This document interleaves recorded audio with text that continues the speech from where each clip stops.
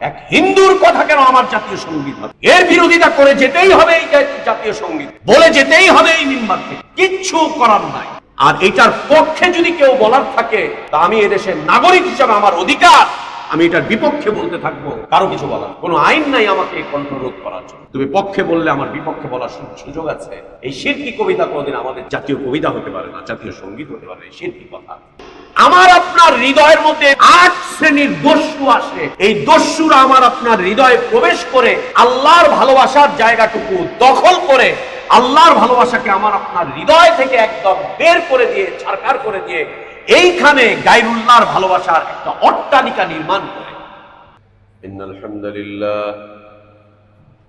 নাহমাদুহু ওয়া নাস্তাঈনুহু ওয়া নাস্তাগফিরুহু ওয়া নু'মিনু বিহি ওয়া নাতাওয়াক্কালু আলাইহি ওয়া নাউযু বিল্লাহি মিন শুরুরি আনফুসিনা ওয়া মিন সাইয়্যাতি আ'মালিনা মান ইয়াহদিহিল্লাহু ফালা মুদিল্লা লাহু ومن يضلل فلا هادي له واشهد ان لا اله الا الله وحده لا شريك له واشهد ان محمدا عبده ورسوله يا ايها الذين امنوا اتقوا الله حق تقاته ولا تموتن الا وانتم مسلمون يا أيها الناس اتقوا ربكم الذي خلقكم من نفس واحدة وخلق منها زوجها وبث منهما رجالا كثيرا ونساء واتقوا الله الذي تساءلون به والأرحام إن الله كان عليكم رقيبا يا أيها الذين آمنوا اتقوا الله وقولوا قولا سديدا يصلح لكم أعمالكم ويغفر لكم ذنوبكم ومن يطع الله ورسوله فقد فاز فوزا عظيما أما بعد فإن خير الحديث كتاب الله وخير الهدي هدي محمد صلى الله عليه وسلم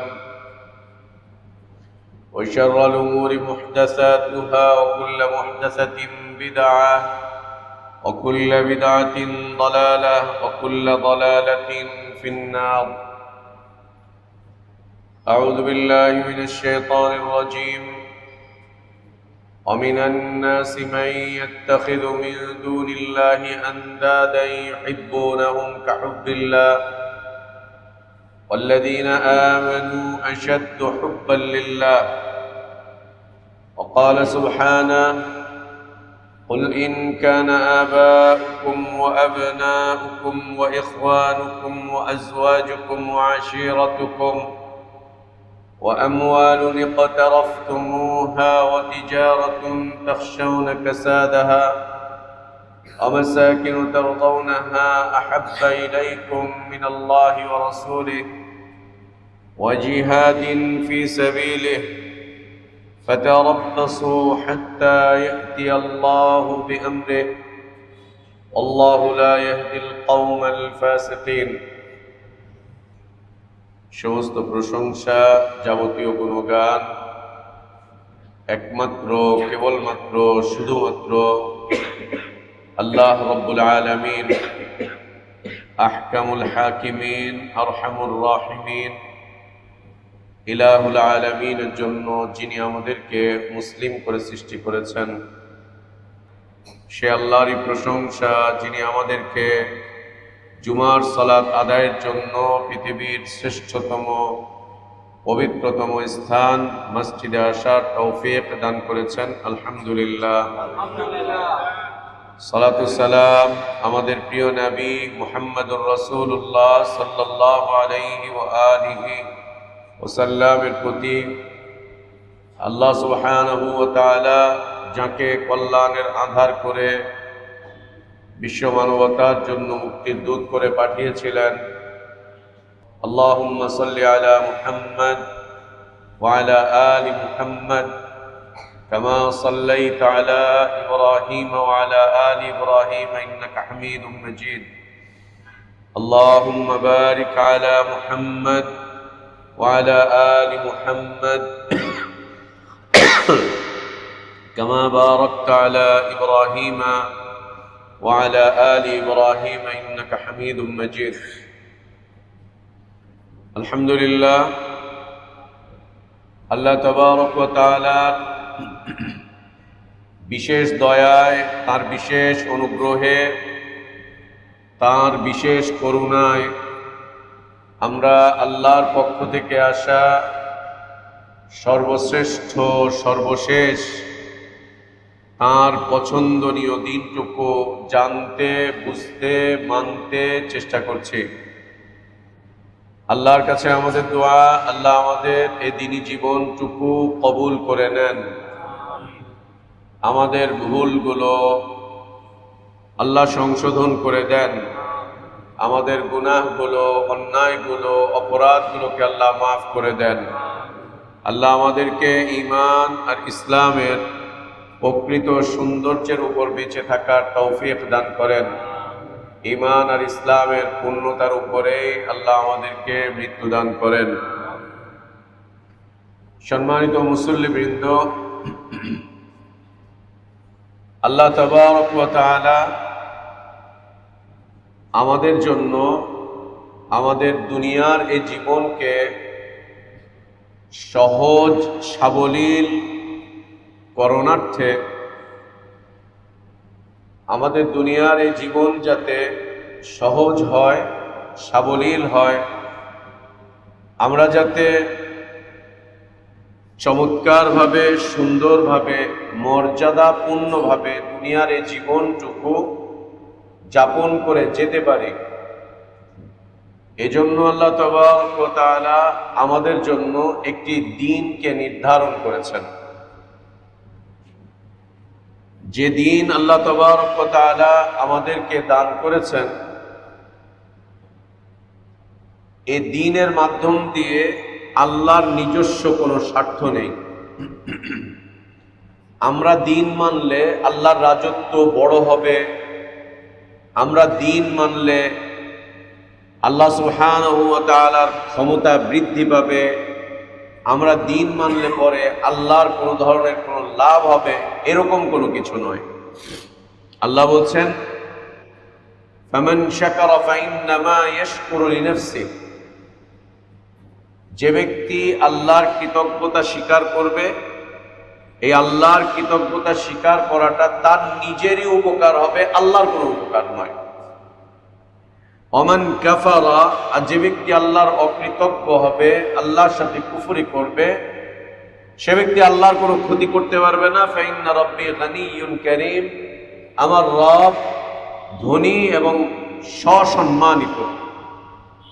এমন নয় পৃথিবীর মানুষ আল্লাহকে সম্মান করার কারণে আল্লাহ সম্মানিত, আল্লাহকে অসম্মান করার কারণে আল্লাহ অসম্মানিত হয়ে যাবেন না। ফাইন্না রাব্বি গানিয়্যুন কারীম, আমার রব তিনি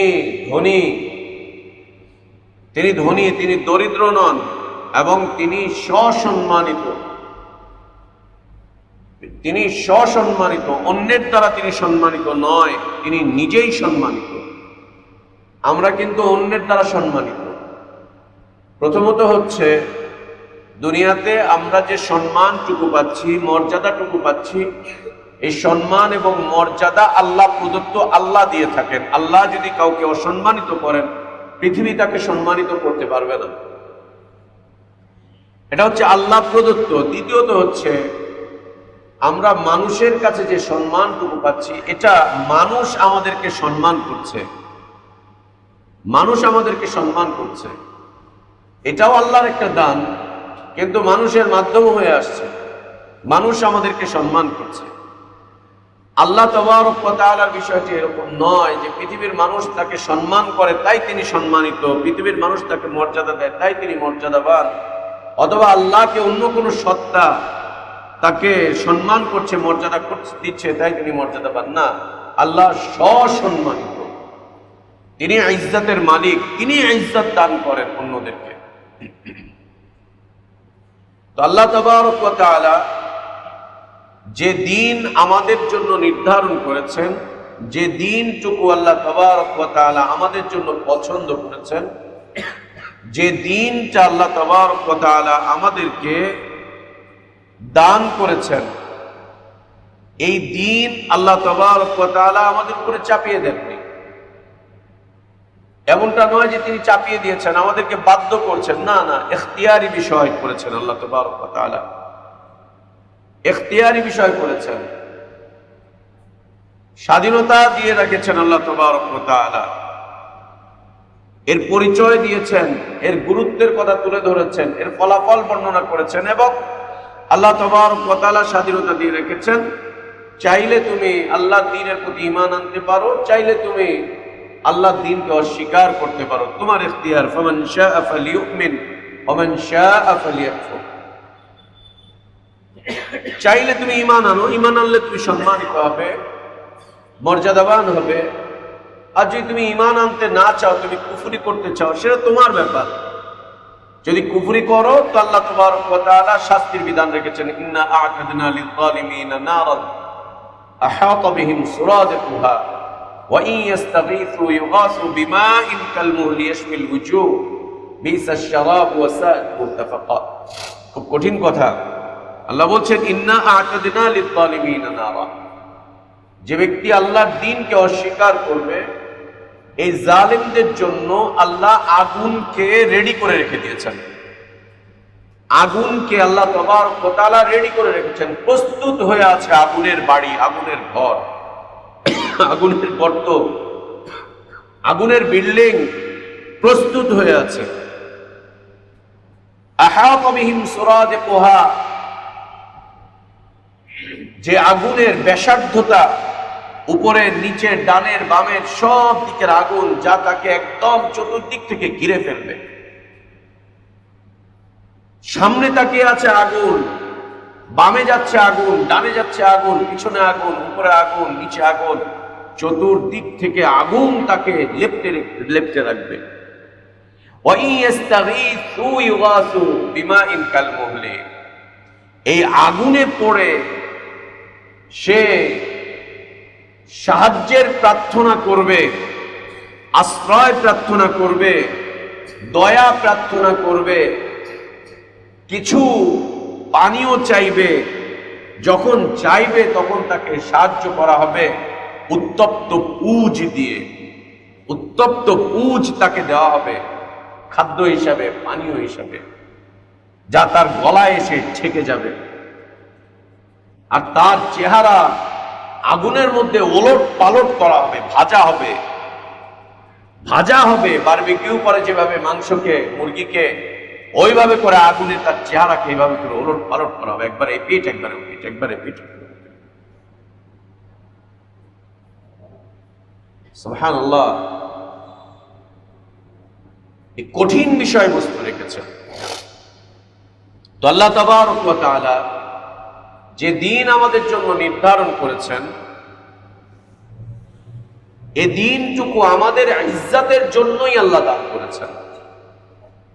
দুনিয়ায় যাতে আমরা ইজ্জতের সাথে চলতে পারি, মর্যাদার সাথে চলতে পারি, সম্মানের সাথে চলতে পারি, আমাদের দুনিয়ার জীবনটা যাতে করে সহজ হয়, সাবলীল হয়, আমাদের দুনিয়ার এই জীবনটা যাতে করে উপভোগ্য হয়, এই দুনিয়ার এই জীবনটা যাতে করে আমরা উপভোগ করতে পারি, এই জন্যই আল্লাহ তাবারক ওয়া তাআলা দিন দান করেছেন। বেদিন মানুষের দুনিয়ার জীবন আর একজন দিনদার মানুষের দুনিয়ার জীবন দেখবেন কোনো দিক থেকে মিলবে না, কোনো দিক থেকে মিলবে না। না চিন্তার দিক থেকে, না চেতনার দিক থেকে, না নীতির দিক থেকে, না আদর্শের দিক থেকে, না জীবন যাপনের গতির দিক থেকে, না আকীদার দিক থেকে, না আখলাকের দিক থেকে, না আমলের দিক থেকে, কোনো দিক থেকেই মিলাতে পারবেন না একজন দিনদার মানুষের জীবন আর একজন বেদিন মানুষের জীবন। আমূল পরিবর্তন পাবেন, আমূল পরিবর্তন, পা থেকে নিয়ে একদম মাথা পর্যন্ত। দুইজন মানুষ পাশাপাশি ব্যবসায়ী, একজন দিনদার আর একজন বেদিন, দেখেন ও দুইজনের ব্যবসার কোয়ালিটি, ব্যবসার ধরন, ব্যবসার বিষয়বস্তু সব পার্থক্য। দুইজন মানুষ রাস্তা দিয়ে হেঁটে যাচ্ছে, একজন দিনদার আর একজন বেদিন। দেখবেন ওর হাঁটার মাধ্যম দিয়ে, হাঁটার মধ্যেই ওদের পার্থক্য অনুভব করা যাচ্ছে, হাঁটার মধ্যে ওর পার্থক্য বোঝা যাচ্ছে। দুইজন মানুষের পরিবার দেখবেন পাশাপাশি, অনেক পার্থক্য। দুইজন মানুষের শিক্ষা, দুইজন মানুষের দীক্ষা, দুইজন মানুষের দুনিয়ার সংস্কৃতি, এই সব কিছুকে দেখবেন পুরো পার্থক্য এপিট আর ওপিট খুঁজে পাওয়া যাবে না। অবশ্য যে পার্থক্য বললাম, এই পার্থক্য এই যুগের না, এই পার্থক্য এই যুগের না। এই যুগে হচ্ছে আমরা সবাই এক, আমরা সবাই এক। কবর পূজারি, মাজার পূজারি, পীর পূজারি, খানকা পূজারি, দরগার পূজারি, হুজুর পূজারি, বুজুর্গ পূজারি, মূর্তি পূজারি, গুরুদুয়ারার পূজারি, রামের পূজারি, শ্যামের পূজারি, সীতার পূজারি, সরস্বতীর পূজারি আর আল্লাহর ইবাদতকারী। এখন আর দুইয়ের মধ্যে কোনো পার্থক্য নাই। দেখবেন সব এক, সব ভাই ভাই, সব ভাই ভাই। বাংলার হিন্দু, বাংলার বৌদ্ধ, বাংলার খ্রিস্টান, বাংলার মুসলমান, সবার রক্ত কেটে দেখো, শরীর কেটে দেখো, সবার রক্ত এক, সবারই রক্ত লাল। ধর্মের ভিত্তিতে আমাদের মাঝে কোনো ধরনের কোনো বিভেদ নাই, আমরা সবাই ভাই ভাই। সুবহানাল্লাহ, সুবহানাল্লাহ, সুবহানাল্লাহ। আজীব আজীব কথা। একজন অমুসলিম যদি, একজন হিন্দু যদি, একজন বৌদ্ধ যদি নিজেকে বৌদ্ধ বলে নিজের সংস্কৃতির হেফাজতের জিম্মাদারি নিয়ে আন্দোলন আর সংগ্রাম করতে পারে, তবে একজন মুসলিম হিসাবে ওর মন্দির পাহারা দেয় কিভাবে? কিভাবে পাহারা দেয়? ওকে পাহারা দেয় কিভাবে? ওটা তো ওর, আমারটা আমার। একজন দিনদার ব্যক্তি আর একজন বেদিন ব্যক্তি, দুইয়ের মাঝে আকাশ পাতাল পার্থক্য, এটি আল্লাহ নির্ধারণ করেছেন। কিন্তু এই যুগে এসে দুই আর কোনো পার্থক্য নেই, সবাই এক, সবাই এক। লা ইলাহা ইল্লাল্লাহ। কেন এক হলো? কেন এরকম হলো? কি কারণে? এমন তো হওয়ার কথা না। আল্লাহ তাবারক ওয়া তাআলা যে দিনটুকু আমাদেরকে দান করেছেন, এই দিনটুকু, আমাদের দুনিয়ার জীবনটুকু যাতে মর্যাদাপূর্ণ হয়, সম্মানের হয়, সহজ সাধ্য হয়, সাবলীল হয়, দুনিয়ার এই জীবনটুকু যেন উপভোগ্য হয়, এই জন্য আল্লাহ তাবারক ওয়া তাআলা আমাদেরকে দিন দান করেছেন। দিনবিহীন জীবন কোনোদিন মর্যাদার জীবন হতে পারে না, সম্মানের জীবন হতে পারে না, ইজ্জতের জীবন হতে পারে না। দিনবিহীন জীবন কোনোদিন সহজ হতে পারে না। একজন বেদিন মানুষের জীবন কোনোদিনও সহজ নয়, কোনোদিনও সাবলীল নয়। একজন বেদিন মানুষের দুনিয়ার জীবন কোনোদিনও নয়। এই দিনকে আল্লাহ তাবারক ওয়া তাআলা তিনটি বিষয়ের সমন্বিত করেছেন। একটি হচ্ছে ঈমান, একটি হচ্ছে, প্রথমত হচ্ছে ইসলাম, দ্বিতীয় হচ্ছে ঈমান, তৃতীয় হচ্ছে ইহসান। ইসলাম, ঈমান, ইহসান, এই তিনের সমন্বিত একটি বিষয়ের নাম হচ্ছে দিন। তিনটি বিষয়ের সমন্বিত নাম হচ্ছে দিন। প্রথমত হচ্ছে ইসলাম, দ্বিতীয় হচ্ছে ঈমান, তৃতীয়ত হচ্ছে ইহসান। ইসলাম হচ্ছে আল্লাহর দাসত্বে, আল্লাহর আনুগত্যে প্রবেশ করার দরজা। ইসলাম হচ্ছে আল্লাহর দাসত্বে, আল্লাহর আনুগত্যে, আল্লাহর ইবাদতে প্রবেশ করার দরজা। আপনি আল্লাহর দাসত্বে প্রবেশ করবেন, আনুগত্যে প্রবেশ করবেন, আল্লাহর ইবাদতে প্রবেশ করবেন, আল্লাহর ইবাদতে আপনার জীবনটাকে আপনি কাটাবেন। এটার প্রবেশ দ্বার হচ্ছে ইসলাম, এটার প্রবেশ দ্বার হচ্ছে ইসলাম। এই দাসত্বে, আনুগত্যে, ইবাদতে কাটাতে কাটাতে কাটাতে কাটাতে দীর্ঘ সময় পার করতে করতে একটা পর্যায়ে আপনাকে প্রবেশ করতে হবে ঈমানে। একটা পর্যায়ে প্রবেশ করতে হবে ঈমানে। একজন অমুসলিম সবেমাত্র ইসলাম কবুল করছে, ও শাহাদা দিচ্ছে, ও এখনো মুমিন না। কোরআনের ভাষ্য অনুযায়ী ও এখনো মুমিন না, ও মুসলিম। ও এখনো মুমিন না, ও হচ্ছে মুসলিম। ও সবে ইসলামে প্রবেশ করেছে শাহাদার মাধ্যম দিয়ে, ইসলামে প্রবেশ করেছে। এখন আল্লাহর দাসত্বে, আনুগত্যে, ইবাদতে ওর জীবনটা কাটাবে। এটা হচ্ছে ইসলাম। আল্লাহর কাছে আত্মসমর্পণ করবে, আল্লাহর আইন কানুন বিধানের কাছে আত্মসমর্পণ করবে ইসলামের মাধ্যম দিয়ে। ইসলাম মান্য করে করে আল্লাহর নৈকট্য অর্জন করতে যাবে, তখন তাকে ঈমানে প্রবেশ করতে হবে। তারপরে সে ঈমানে প্রবেশ করবে। ইসলাম আর ঈমান এই দুটি বিষয় চর্চা করতে করতে এর সর্বোচ্চ পর্যায়ে পৌঁছাবে, যেই পর্যায়ে পৌঁছালে পরে সে ঈমানের স্বাদ অনুভব করবে, ইসলামের স্বাদ অনুভব করবে। সেই ঈমান আর ইসলামের স্বাদ অনুভব করার দ্বার হচ্ছে ইহসান। ইসলামের স্বাদ, ঈমানের স্বাদ, এই স্বাদ অনুভব করার জন্য যেই দ্বার দিয়ে প্রবেশ করবে, স্বাদের দ্বার, ওর নাম হচ্ছে ইহসান। ইহসান। এই তিনটা বিষয় যখন সমন্বিত হয়ে যাবে একজন মানুষের মাঝে, তখন সে হবে আপনার দ্বীনী ভাই। তখন সে হবে আপনার দ্বীনী ভাই। একজন দ্বীনী ভাই, আমরা তো টপ করে বলে ফেলি উনি আমার দ্বীনী ভাই। দ্বীনী ভাই অনেক উপরের বিষয়, মুমিন ভাই অনেক উপরের বিষয়। এই জন্য মুসলিম ভাই বলতে পারেন। সদ্য মাত্র ইসলামে প্রবেশ করেছে, ও বলছে যে আমি এখন থেকে আল্লাহর দাসত্ব করব, আল্লাহর আনুগত্য করব, আল্লাহর ইবাদত করব। এখন থেকে আমি আল্লাহর সাথে শরীক করব না, রাসূলের সুন্নাহর ক্ষেত্রে আমি বিদআত করব না। ও আপনার মুসলিম ভাই। দ্বীনী ভাই অনেক পরে, দ্বীনী ভাই অনেক পরের বিষয়, এত সস্তা বিষয় না। দ্বীনী ভাই ফাইখওয়ানুকুম ফিদ্দীন, এই দ্বীনী ভাই এত সস্তা বিষয় না। আল্লাহ বলছেন ফাইন তাবু ওয়া আকামুস সালাহ ওয়া আতাউজ যাকাত ফাইখওয়ানুকুম ফিদ্দীন। অনেক পরের বিষয়বস্তু দ্বীনী ভাই, অনেক পরের বিষয়বস্তু দ্বীনী ভাই। তো এই তিনের সমন্বিত বিষয়ের নাম হচ্ছে দ্বীন। ইসলাম, ঈমান, ইহসান, এই তিনের সমন্বিত নাম হচ্ছে দ্বীন। এই যে দ্বীন আল্লাহ তাবারক ওয়া তাআলা আমাদেরকে দান করেছেন, আল্লাহ বলছেন ইন্নাদ দীনা ইনদাল্লাহিল ইসলাম, নিশ্চয়ই আল্লাহর মনোনীত দ্বীন হচ্ছে ইসলাম। আল্লাহ আরো বলছেন ওয়ামান ইয়াবতাগি গায়রাল ইসলামি দীনান ফালা ইউকবালা মিনহু, যে ব্যক্তি ইসলাম ছাড়া অন্য কিছুকে দ্বীন হিসাবে কবুল করবে, দ্বীন হিসাবে মান্য করবে, মেনে চলবে, সেটা আল্লাহ কোশ্চিন কালেও তার থেকে কবুল করবেন না। ওইটা আল্লাহর কাছে মঞ্জুর না, আল্লাহর কাছে মকবুল নয়, উচিত আল্লাহ কবুল করবেন না। ফালা ইউকবালা মিনহু ওয়া হুয়া ফিল আখিরাতি মিনাল খাসিরিন, সে আখিরাতে ক্ষতিগ্রস্ত হয়ে যাবে।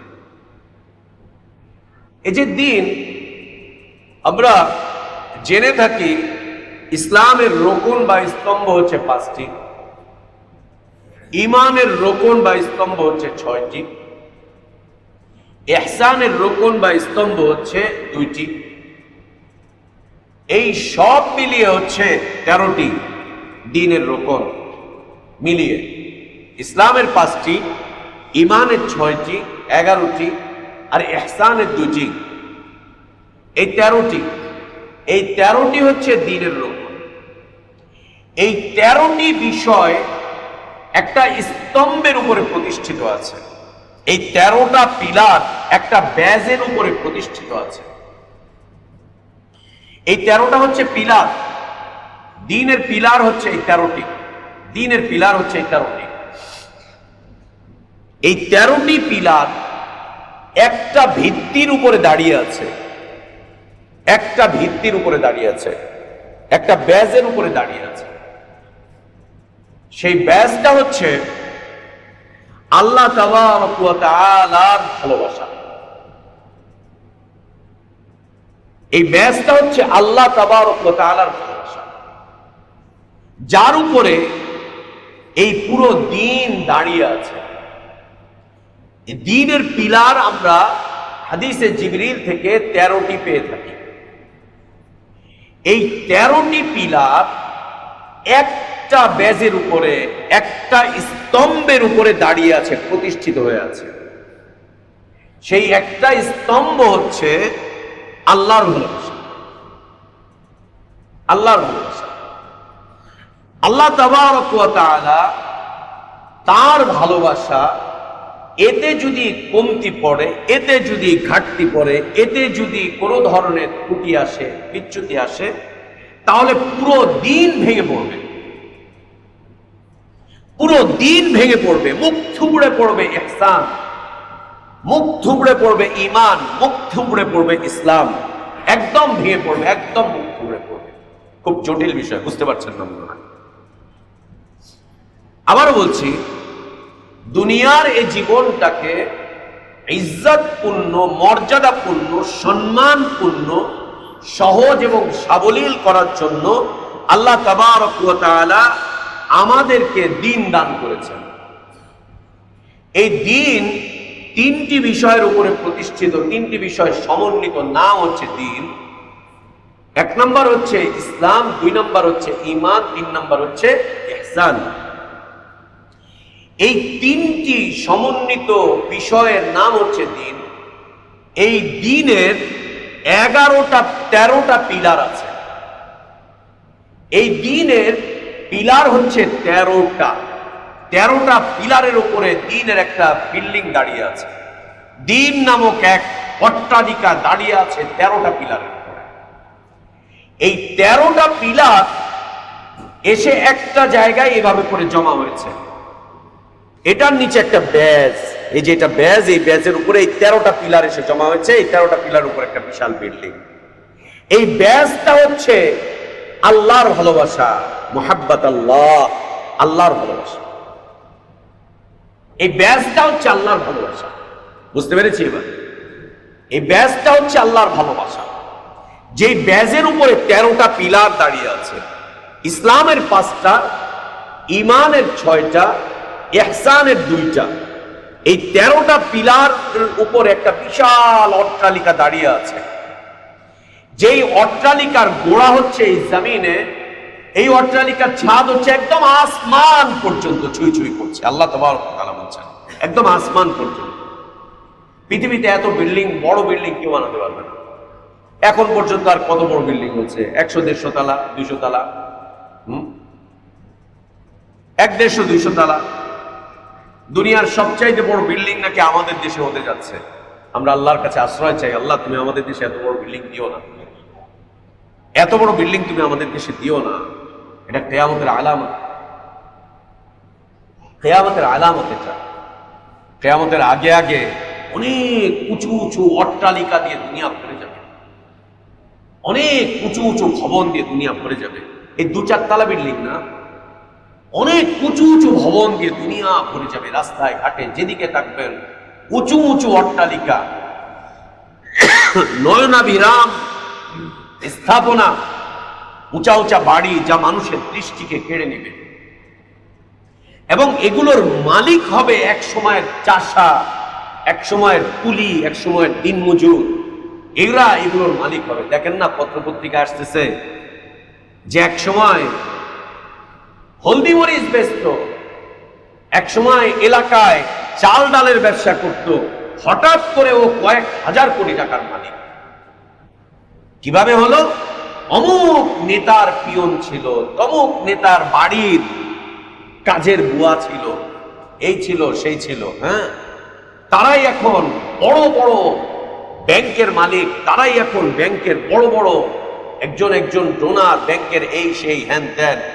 ওরা আর দেশ ভাল লাগে না, দেশের থেকে সব টাকা নিয়ে ওরা এখন বিদেশে গিয়ে বসবাস করছে। ওদের ইতিহাস খুঁজে পাওয়া যায়, বাপ দাদারা সব কুলি, মজুর, চাষা মাসা ছিল। ঠিক আছে, হালাল পথে যদি আল্লাহ কাউকে দেন এতে আপত্তির কিছু নেই, কিন্তু পৃথিবীর ইতিহাসে বিরল যে হালাল পথে মাত্র 3, 4, 5, 6 বছরে কয়েক হাজার কোটি টাকার মালিক হয়ে যাবে, কয়েক হাজার কোটি টাকার মালিক হয়ে যাবে। কি ছিল? লাকড়ি ব্যবসায়ী, সমিল থেকে লাকড়ি কিনে এনে লাকড়ি বেচত। হঠাৎ করে ওর কাছে আলাদিনের চিরাগ চলে এসেছে, ও এখন খালি ওটা খুলে আর টাকা বিলায়। মাশাআল্লাহ, মাশাআল্লাহ। এরা বড় বড় অট্টালিকার মালিক হবে। আর এই বড় বড় অট্টালিকা দুনিয়াতে ভরে যাবে। এটা হচ্ছে কিয়ামতের পূর্ব আলামত। আল্লাহ যেন এরকম আলামত আমাদের দেশে না দেন, আমরা যেন না দেখি। যারা দেখবে দেখো, কিয়ামত যখন সংগঠিত হবে তখন পৃথিবীতে সব নিকৃষ্ট মানুষগুলোই থাকবে, ভালো মানুষ থাকবে না। ভালো মানুষের উপরে কিয়ামত হবে না, কিয়ামত হবে নিকৃষ্ট, সর্বনিকৃষ্ট মানুষগুলোর উপরে। পৃথিবীর সবচাইতে নিকৃষ্ট মানুষ যখন পৃথিবীতে ভরে যাবে, একদম শুরু থেকে নিয়ে শেষ পর্যন্ত, যখন কিয়ামত হবে তখন হবে পৃথিবীর সর্বনিকৃষ্ট মানুষ এই দুনিয়াতে থাকবে। আল্লাহ যেন ওই সময় পর্যন্ত আমাদেরকে না দেন। নিকৃষ্ট অবস্থায় দুনিয়া থেকে যাওয়ার কোনো প্রয়োজন নেই। তো এই দিন পুরোটা প্রতিষ্ঠিত হয়ে আছে, দাঁড়িয়ে আছে এদিন একটা স্তম্ভের উপরে। সেই স্তম্ভের নাম হচ্ছে আল্লাহর ভালোবাসা। আল্লাহর ভালোবাসা। এইটা যদি ছুটে যায়, এটা যদি সরে যায়, এটা যদি নড়বড় হয়ে যায়, এর মধ্যে যদি কমতি আসে, এর মধ্যে যদি ঘাটতি আসে, তো পুরো দিন মুখ থুবড়ে পড়বে, গোটা ইসলাম মুখ থুবড়ে পড়বে, ইমানি জিন্দেগি পুরোটাই বরবাদ হয়ে যাবে, কিচ্ছু বাকি থাকবে না। আল্লাহ তাবারক ওয়া তাআলা বলেন, অমিনান নাসি মান ইয়াত্তাখিযু মিন দুনিল্লাহি আনদাদা ইউহিব্বুনাহুম কাহুব্বিল্লাহ।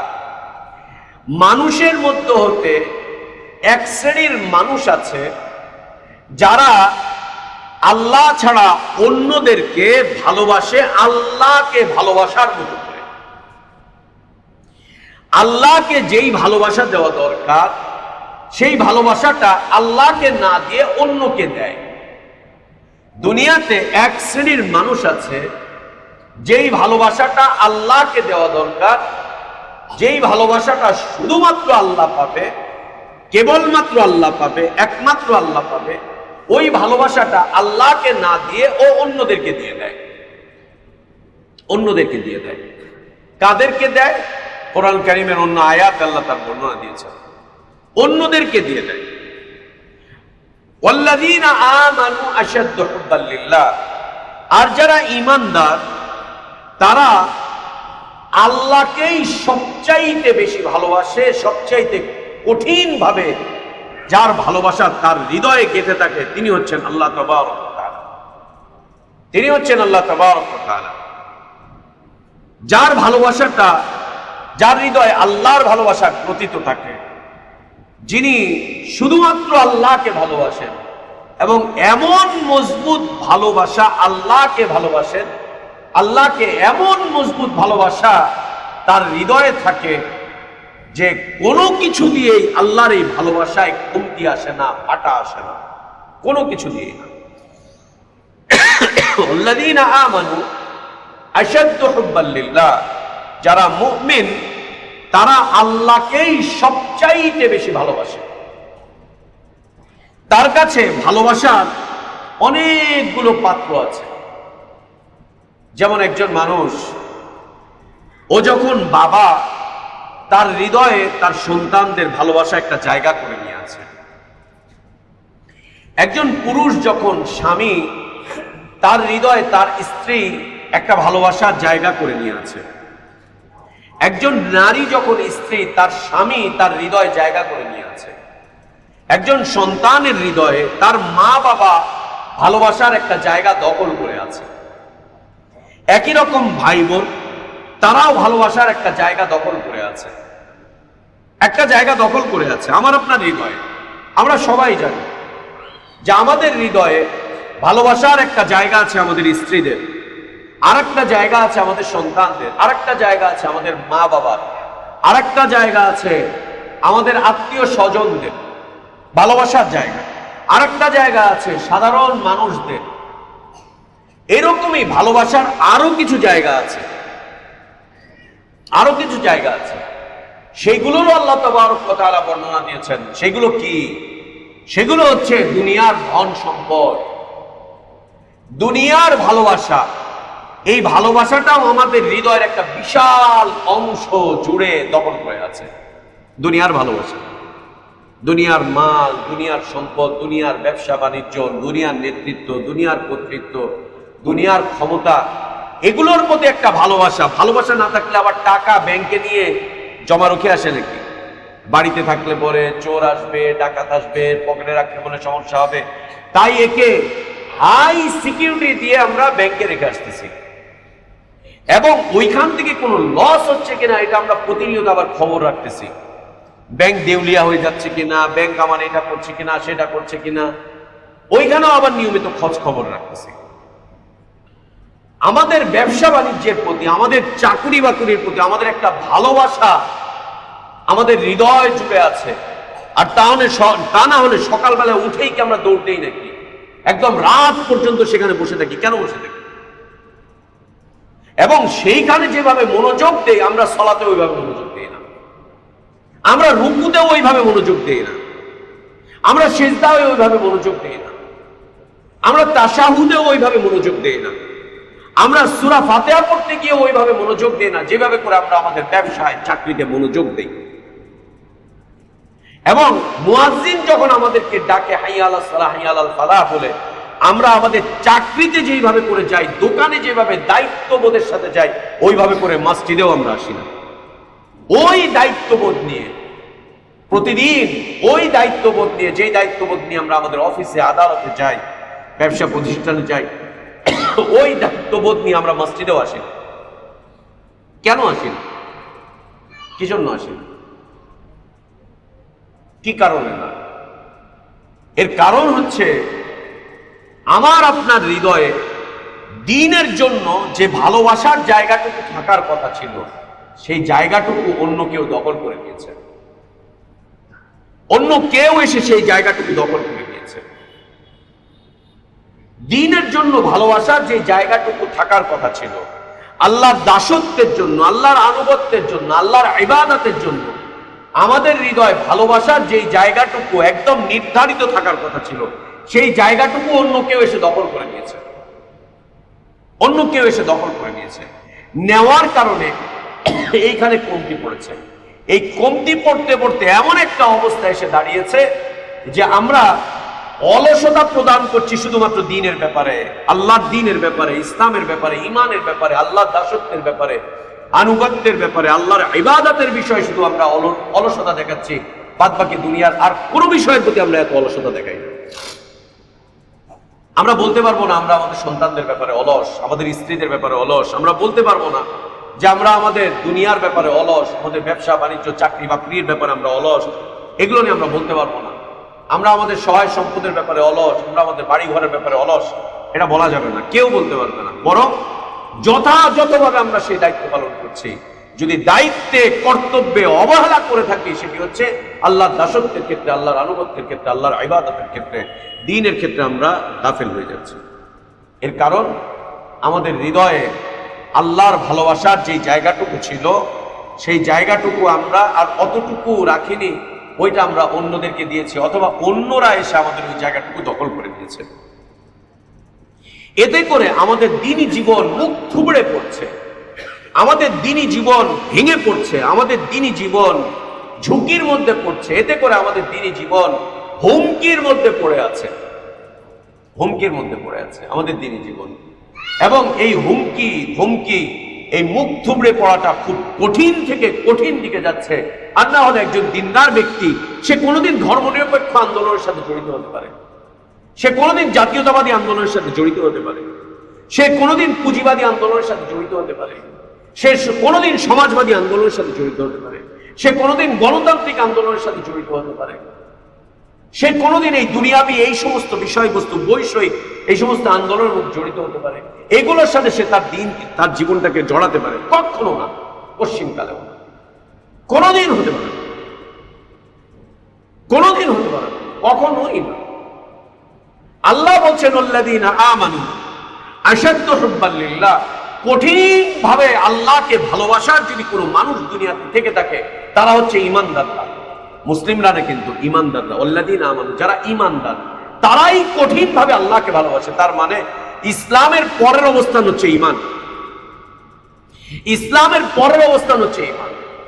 ইসলাম দীর্ঘদিন চর্চা করতে করতে, ইসলামের জন্য ত্যাগ দিতে দিতে, আল্লাহর দাসত্ব এবং আনুগত্য করতে করতে যেই জায়গাটাতে গিয়ে প্রবেশ করে, সেটা হচ্ছে ঈমান।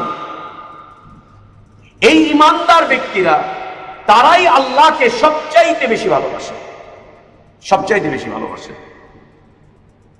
অনেক বেশি ভালোবাসে। আল্লাহর ভালোবাসা এটি হচ্ছে দ্বীনের স্তম্ভ, দ্বীনের মূল ফাউন্ডেশন, দ্বীনের মূল ব্যাস, দ্বীনের মূল চালিকা শক্তি। আল্লাহ তাবারক ওয়া তাআলা বলছেন, নবী তুমি বলে দাও, কুল ইন কানা আবাউকুম ওয়া আবনাউকুম ওয়া ইখওয়ানুকুম ওয়া আজওয়াজুকুম ওয়া আশীরাতুকুম ওয়া আমওয়ালুন ইকতারাফতুমুহা ওয়া তিজারাতুন তাখশাউনা কাসাদাহা ওয়া মাসাকিনু তারদাউনাহা আহাব্বা ইলাইকুম মিনাল্লাহি ওয়া রাসূলিহি। 8টা শ্রেণী এসে আমাদের হৃদয়ে জায়গা করে নিয়েছে, এমন ভাবে জায়গা করে নিয়েছে, এমন ভাবে মানুষের অন্তরে জায়গা করে নেয়, যেইগুলো এমন ভাবে দখল বজায় রাখে যে আল্লাহর ভালোবাসা ওখান থেকে চলে যেতে বাধ্য হয়, আল্লাহর ভালোবাসা ওখান থেকে চলে যেতে বাধ্য হয়, বাধ্য হয়। আপনার বাড়ি, যেটা আপনার বাড়ি, আপনার এই বাড়িটা এখনো পর্যন্ত কাগজপত্র আপনি ঠিকঠাক করেননি, এখনো পর্যন্ত কাগজপত্র ঠিকঠাক করেননি, কোন রকম আপনি দখল নিয়ে আছেন, বাড়িতে ঢুকছেন, কারেন্টের বিল দেন, গ্যাসের বিল দেন, দখল নিয়ে আপনি দখল বুঝে অবস্থায় আছেন। এমন অবস্থায় আপনি এখানে জীবনযাপন করছেন, ঠিক আছে, থাকতেছেন, খাচ্ছেন, চলছেন, ফিরছেন। হঠাৎ করে এলাকার কিছু ভূমিদস্যু, এদের কাছে সংবাদ গেল যে এই বাড়িটার কাগজপত্র এখনো ঠিকঠাক হয়নি, এ পরিপূর্ণ মালিক না, ও হচ্ছে দখল সূত্রে মালিক, দখল সূত্রে মালিক, অথবা কোনো একটা অনুমোদন সূত্রে মালিক। এখন এলাকার ভূমিদস্যুদের নজর পড়েছে এখানে। এখন এর একটা এলাকায় ভূমিদস্যু একটা দুইটা থাকে না, অনেক ধরনের ভূমিদস্যু, রাজনৈতিক ভূমিদস্যু, এলাকা ভিত্তিক ভূমিদস্যু, টাকাওয়ালা ভূমিদস্যু, অনেক টাকা পয়সা আছে, ভূমি মন্ত্রণালয়ের ভূমিদস্যু। আজকে এর অনুমোদন দেন, কালকে একে উঠিয়ে দিয়ে আবার পরশু দিন ওকে দেন, ওকে উঠিয়ে দিয়ে আবার তারপর দিন একে দেন। আমাদের আউটপাড়ার ইতিহাস তো এটাই, দীর্ঘদিন যাবৎ কত মানুষরে উঠাইলো আর কত মানুষরে বসাইলো। এরা কারা? ভূমি মন্ত্রণালয়ের ভূমিদস্যু এরা।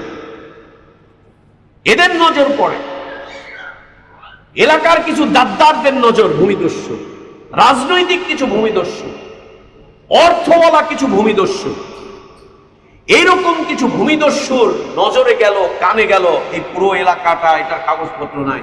এখন সবাই মিলে এটাকে নিয়ে তদবির করতেছে, সবাই মিলে পয়সা খরচ করতেছে। যে বেশি খরচ করতে পারবে, যে বেশি ক্ষমতা দেখাতে পারবে, যার বেশি শক্তি বেশি, যার লোকবল বেশি, যার রাজনৈতিক দাপট বেশি, ওই সে রাতারাতি ধামাধাম সবগুলোকে ভেঙে চুরে দিয়ে উঠিয়ে মুঠিয়ে দিয়ে, কে গরিব, কে এতিম, কে অসহায়, কে বাপদাদার আমল থেকে এখানে থাকে, কার 14 পুরুষ এখানে থাকে, কার এখানে মাটির টান আছে, কার স্মৃতি আছে, কার এখানে কি আছে, এগুলো কোনো কথা না। রাতারাতি এসে ভেঙে চুরে দিয়ে গোটা বস্তির মধ্যে আগুন টাগুন লাগিয়ে দিয়ে পুরো এলাকা খালি করে রাতারাতি বাউন্ডারি করে একটা সাইনবোর্ড লাগিয়ে দিবে, এই জমির দখল সূত্রে, ক্রয় সূত্রে, বায়না সূত্রে, অনুমোদন সূত্রে, এইটার সূত্রে, সেটার সূত্রে অমুক মালিক। 2 দিন পরে এসে দেখা যাবে যে এলাকার পুরো চিত্র পরিবর্তন, কিচ্ছু চেনা যায় না, কারা ছিল, কোথায় ছিল, কি হয়েছে। এটা একটা উদাহরণ। এই উদাহরণ আমরা দেখছি ঢাকা এবং ঢাকার আশপাশে বিভিন্ন বস্তিতে যে আগুন লাগে, এই আগুন লাগার পিছনে কারণ এইটাই, অন্য কিচ্ছু না। রাতে নিরীহ মানুষগুলো ঘুমিয়ে আছে, অল্প আয়ের, নিম্ন আয়ের মানুষ বছরের পর বছর এখানে পার করছে, একটু মাথা গোজার ঠাঁই, এই সেই 300, 400, 500 মানুষের বসবাস। হঠাৎ করে রাতে চতুর্দিক থেকে আগুন, বাঁচাও বাঁচাও বাঁচাও বাঁচাও বলে মায়েরা তাদের বাচ্চাদেরকে এক কাপড়ে নিয়ে বের হয়ে চলে আসতেছে, কেউ কেউ বিবস্ত্র অবস্থায় বের হয়ে চলে আসতেছে, ঘর থেকে এক ছটা চাল আনতে পারছে না, একটা সামান আনতে পারতেছে না, কোন রকম যান নিয়ে ওখান থেকে বের হয়ে চলে আসতেছে। কয়েকদিন পরে দেখা যাচ্ছে বিশাল অট্টালিকা এখানে দাঁড়িয়ে গেছে। কে লাগালো আগুন? কে লাগালো আগুন? এ যেমন ভূমিদস্যু, আমার আপনার হৃদয়ের মধ্যে এরকম 8 শ্রেণীর দস্যু আসে। এই দস্যুরা আমার আপনার হৃদয়ে প্রবেশ করে আল্লাহর ভালোবাসার জায়গাটুকু দখল করে আল্লাহর ভালোবাসাকে আমার আপনার হৃদয় থেকে একদম বের করে দিয়ে, ছারকার করে দিয়ে এইখানে গায়রুল্লাহর ভালোবাসার একটা অট্টালিকা নির্মাণ করে। এর মাধ্যম দিয়ে আমার আপনার দ্বীনি জীবন, ইমানি জীবন, ইসলামী জীবন, আমার আপনার ইহসানের জীবন, দাসত্বের জীবন, আনুগত্যের জীবন, আল্লাহর ইবাদতের জীবন পুরোটা মুখ থুবড়ে পড়ে একটা পর্যায়ে আমাদের পরিচয় হয় অন্য কিছু, আমাদের পরিচয় হয় অন্য কিছু। আইয়াদুবিল্লাহ, আল্লাহ আমাদেরকে হেফাজত করেন এই অবস্থা থেকে। আল্লাহ তাবারক ওয়া তাআলা এই ৮ শ্রেণীর দস্যুর কথা বলছেন। এই ৮ শ্রেণীর দস্যু যারা আমাদের হৃদয়ে প্রবেশ করে, হৃদয়ের গভীরে আল্লাহর ভালোবাসার যে জায়গাটুকু থাকে, যেই জায়গাটুকু ছিল, ওই জায়গাটুকু তারা তছনছ করে দিয়ে আল্লাহর ভালোবাসাকে আমাদের হৃদয় থেকে বের করে দিয়ে ওরা ওই জায়গাটুকু দখল করে নিয়ে ওদের রাজত্ব ওরা চালায়। তারা কারা? আল্লাহ বলছেন, ইনকানা আবাউ, তোমাদের বাপদাদারা, তোমাদের বাপদাদারা, পূর্বপুরুষেরা। যেমন আমরা কথায় কথায় বলি, বাপদাদার আমলে কোনোদিন এইভাবে নামাজ পড়তে দেখি নাই, কই থেকে নিয়ে আসছো? এই যে বাপদাদা। আরে বাপদাদার আমল থেকে বছরের পর বছর যাবত আমরা চল্লিশা করে আসছি, মিলাদ দিয়ে আসছি, হুজুরে ভক্তি দিয়ে আসছি, হুজুরে শ্রদ্ধা করে আসছি। এই পীরের তরিকা আমার বাপদাদার আমল থেকে চলে আসছে। ইনকানা আবাউকুম, তোমাদের বাপদাদারা। ওয়া আবনাউকুম, তোমাদের সন্তান সন্ততি, আদরের সন্তান। হ্যাঁ, হিন্দু হলে নিয়ে যায় মূর্তির সামনে, আর আমি মুসলমান হয়ে দিয়ে যাই স্কুলে অ্যাসেম্বলিতে, আমার সোনার বাংলা, আমি তোমায় ভালোবাসি, তোমার হৃদয়, তোমার আকাশ, তোমার বাসা, আমার আজায় করে ভালোবাসি, কি করে না করে, আজীব কথাবার্তা। আল্লাহু আকবার। কোন হিন্দু লিখলো আর ওইটা হয়ে গেল আমাদের মুসলিম দেশের জাতীয় সঙ্গীত, আর ওইটাই মুসলিম অমুসলিম নির্বিশেষে সকল শিক্ষা প্রতিষ্ঠানগুলোতে পপ পপ করে বাজিয়ে বেড়ায়, বলে কি হৃদয় বাঁশি বাজায় ওটা। ইয়া আল্লাহ, ইয়া সুবহানাল্লাহ, কি এটা, কি এটা, কি এটা? এর বিরোধিতা করে যেতেই হবে এই জাতীয় সঙ্গীতের, বলে যেতেই হবে এই মিম্বার থেকে, কিচ্ছু করার নাই। এক হিন্দুর কথা কেন আমার জাতীয় সঙ্গীত হবে? আর এটার পক্ষে যদি কেউ বলার থাকে, তা আমি এদেশের নাগরিক হিসাবে আমার অধিকার, আমি এটার বিপক্ষে বলতে থাকবো, কারো কিছু বলার নাই। কোনো আইন নাই আমাকে কণ্ঠরোধ করার জন্য। তুমি পক্ষে বললে আমার বিপক্ষে বলার সুযোগ আছে। এই শিরকি কবিতা কোনোদিন আমাদের জাতীয় কবিতা হতে পারে না, জাতীয় সঙ্গীত হতে পারে না। এই শিরকি কথা, এই জাতীয় সঙ্গীত হতে পারে না, এ আমার আদর্শ হতে পারে না, আমার সংস্কৃতি হতে পারে না, কখনো, কখনোই। আমার আপনার আদরের কোমলমতি সন্তান নিয়ে যে চলে যাচ্ছি নাচের স্কুলে, গানের স্কুলে, এইটাই ওইটাই। সন্তান চাচ্ছে তাই বাবা বিশাল এক টিভি এনে দিয়েছে, সন্তান চায় তাই বাবা এটা দেয়, ওইটা দেয়, সেটা দেয়। সন্তানের ভালোবাসা এটা একটা দস্যু, এটা একটা ডাকাত। সন্তানের ভালোবাসা এটা একটা হায়না। এ আমার আপনার হৃদয়ের মধ্যে প্রবেশ করে আল্লাহর ভালোবাসার জায়গাটুকু দখল করে তছনছ করে দেয়, তছনছ করে দেয়। বাবা হিসেবে কি সন্তানকে ভালোবাসবো না? অবশ্যই ভালোবাসবো। আল্লাহ রসুল কি তার সন্তানদেরকে ভালোবাসতেন না? অবশ্যই ভালোবাসতেন, কিন্তু কোনোদিন তার সন্তানদের কাছে আত্মসমর্পণ করেননি। সন্তানদের কাছে কোনোদিন আত্মসমর্পণ করেননি, সন্তানদের কাছে কোনোদিন মাথা নত করেননি, সন্তানদের কাছে কোনোদিন মাথা ঝুঁকাননি। সন্তানের আদর আবদারের কাছে আল্লাহ নবী সাল্লাল্লাহু আলাইহি ওয়াসাল্লাম কোনোদিন অসহায় হয়ে মাথা ঝুঁকিয়ে দাঁড়িয়ে থাকেননি। আমার মেয়ে চাইছে, কি করব, দিতেই তো হবে, না দিলে কি করব, মেয়ে তো, ছেলে তো না। না, আপনার সন্তান আপনার হৃদয়ে দস্যুতা করতে পারে না, ডাকাতি করতে পারে না, আপনার হৃদয়ে এসেও দখলদারি করতে পারে না। এর সুযোগ আল্লাহ তাবারক ওয়া তাআলা আপনাকে দেন। ওয়া আজওয়াজুকুম, আমাদের স্ত্রীরা, আমাদের স্ত্রীরা মাশাআল্লাহ, এই জায়গা বহুত কঠিন জায়গা, আমাদের স্ত্রীদের জায়গা। এটা অনেক কঠিন জায়গা, অনেক কঠিন জায়গা, অনেক কঠিন জায়গা। দুনিয়ার কত রাজাদের রাজ্য শেষ হয়ে গেছে স্ত্রীদের ভালোবাসায়, কত রাজারা জীবন বিলীন করে দিয়েছে স্ত্রীদের ভালোবাসায়, কত দিনদার ব্যক্তিরা দাড়ি শেভ করে ফেলেছে, কত দিনদার ব্যক্তিরা দিন থেকে বিচ্যুত হয়ে গিয়েছে, বেদিন হয়ে গেছে শুধু স্ত্রীদের মুখের ভালোবাসা রাখার। অতঃপর একটা পর্যায়ে গিয়ে দুই কুলো হারিয়েছে, আল্লাহকেও হারিয়েছে, বউকেও হারিয়েছে, আল্লাহকেও হারিয়েছে, স্ত্রীকেও হারিয়েছে, আল্লাহকেও হারিয়েছে, সন্তানকেও হারিয়েছে, আল্লাহকেও হারিয়েছে, বউ বা বাপ দাদাদেরকেও হারিয়েছে, সব হারিয়েছে। ওয়াজওয়াজুকুম ওয়া আশিরাতুকুম, ওয়া আশিরাতুকুম, আত্মীয় স্বজন, গোষ্ঠী, আত্মীয় স্বজন, গোষ্ঠী, এই গোষ্ঠীর ভালোবাসা, হৃদয়ের এই জমিনে এসে এটাকে দখল করে ফেলে। ওয়া আমওয়ালুন ইকতারাফতুমুহা, মাল, টাকা পয়সা, সহায় সম্পদ, বাড়ি গাড়ি। ওয়া তিজারাতুন তাখশাউনা কাসাদাহা, লাভজনক ব্যবসা, লাভজনক ব্যবসা, যে ব্যবসার পিছনে রাত দিন শ্রম দিতে দিতে দিতে দিতে বিশাল একটা অবস্থান এসে দাঁড়িয়ে আছে। ওকে এখন সরকার, সরকারি প্রতিষ্ঠান, বেসরকারি প্রতিষ্ঠান ওকে এখন অ্যাওয়ার্ড দেয় জাতীয় ব্যবসায়ী হিসাবে, পুরস্কার প্রাপ্ত ব্যবসায়ী হিসাবে, এই ব্যবসায়ী, ওই ব্যবসায়ী, হ্যান ব্যবসায়ী, তেন ব্যবসায়ী, ওকে অ্যাওয়ার্ড দিচ্ছে। তিজারাতুন তাখশাউনা কাসাদাহা ওয়া মাসাকিনু তারদাউনাহা, বাগান বাড়ি, বিলাস বাড়ি, এই বাড়ি সেই বাড়ি। ওয়া মাসাকিন তারদাউনাহা, এমন একটা বাড়ি করেছেন বাড়িতে ঢুকলে খুব ভালো লাগে, আরাম লাগে, বাড়ির ভিতরে সব ধরনের আরাম আয়েশ সব কিছু আছে। আহাব্বা ইলাইকুম মিনাল্লাহি ওয়া রাসূলি, এই 8টা বিষয় যদি তোমাদের কাছে প্রিয় হয় আল্লাহ এবং তার রাসূলের চাইতে,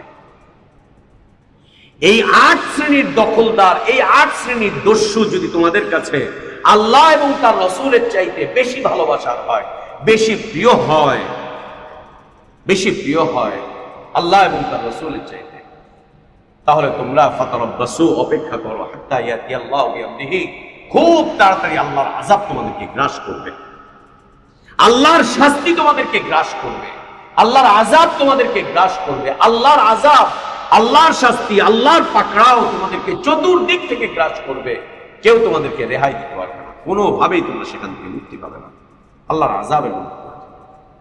আল্লাহ তাবারক ওয়া তাআলা এর থেকে আমাদেরকে নাজাত দান করেন, এর থেকে আমাদেরকে মুক্তি দান করেন। আল্লাহ আমাদেরকে দ্বীনের এই স্তম্ভটুকু সুসংহত রাখার তৌফিক দান করেন, সুসংগঠিত রাখার তৌফিক দান করেন, এই স্তম্ভটুকু পরিশুদ্ধ রাখার তৌফিক আল্লাহ আমাদেরকে দান করেন। আমিন। বারাকাল্লাহু লানা ওয়া লাকুম ফিল কুরআনিল আযীম ওয়া নাফা'নি ওয়া ইয়্যাকুম বিমা ফীহি মিনাল আয়াতি ওয়াদ যিকরিল হাকীম। আকুলু কওলি হাযা ওয়া আস্তাগফিরুল্লাহ লি ওয়া লাকুম ওয়া লিসাইরিল মুসলিমিনা মিন কুল্লি যামবিন ফাস্তাগফিরুহু ওয়া তুবু ইলাইহি ইন্নাহু গফুরুর রাহিম। الحمد لله رب العالمين والعاقبة للمتقين ولا عدوان إلا على الظالمين وأشهد أن لا إله إلا الله وحده لا شريك له له الملك وله الحمد يحيي ويميت وهو على كل شيء قدير إله الأولين والآخرين وأشهد أن محمدا عبده ورسوله وصفيه وخليله صلى الله عليه وعلى آله وأصحابه وبارك وسلم تسليما كثيرا إلى يوم الدين. اللهم أعز الإسلام والمسلمين وأذل الشرك والمشركين ودمر أعداءك أعداء الدين. اجعل هذا البلد آمنا مطمئنا وسائر بلاد المسلمين. اللهم آمنا في أوطاننا وأصلح أئمتنا وولاة أمورنا واجعلهم هداة مهتدين. اللهم أصلح شباب المسلمين، اللهم أصلح نساء المسلمين وخذهم إلى صراطك المستقيم يا قوي يا عزيز.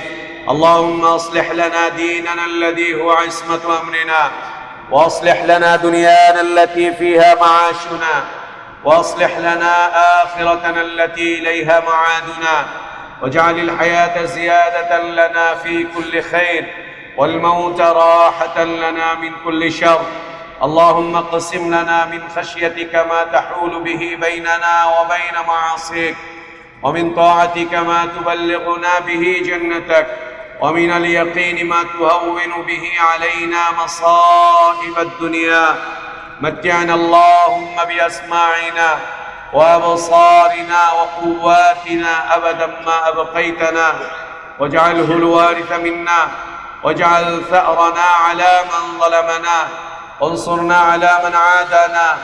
اللهم لا تجعل مصيبتنا في ديننا، ولا تجعل مصيبتنا في ديننا، ولا تجعل الدنيا أكبر همنا ولا مبلغ علمنا ولا إلى النار مصيرنا. اللهم لا تسلط علينا بذنوبنا من لا يخافك فينا ولا يرحمنا. اللهم لا تسلط علينا بذنوبنا من لا يخافك فينا ولا يرحمنا. اللهم ربنا آتنا في الدنيا حسنة وفي الآخرة حسنة وقنا عذاب النار. ربنا اغفر لنا ذنوبنا وإسرافنا في أمرنا وثبت أقدامنا وانصرنا على القوم الكافرين.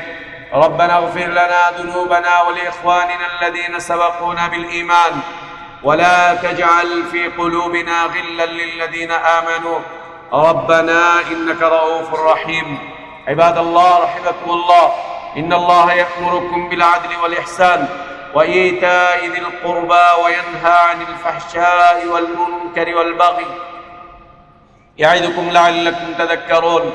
فاذكروا الله العظيم الجليل يذكركم واشكروه على نعمه يزدكم ولذكر الله أكبر والله يعلم ما تصنعون.